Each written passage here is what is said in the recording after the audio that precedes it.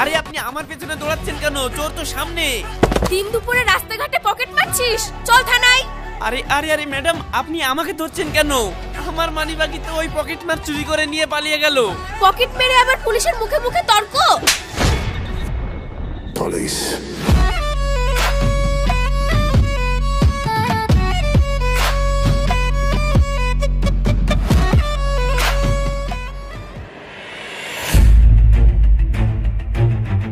Madam, আমি এখানকার কলেজে পড়তে এসেছি। আমি একজন স্টুডেন্ট। কই দেখি তোর আইডি কার্ডটা দেখি।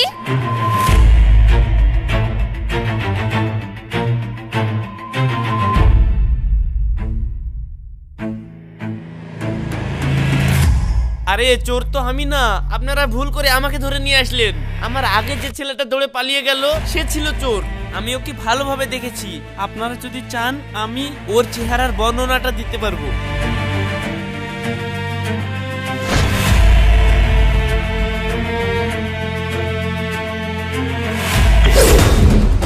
এ কি, এখানে তো দেখছি তোর চেহারার সঙ্গে এই ছবিটা মিলে যাচ্ছে।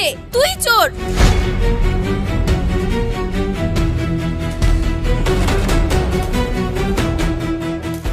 ম্যাডাম, এর চেহারা তো এর সাথে মিলছে না।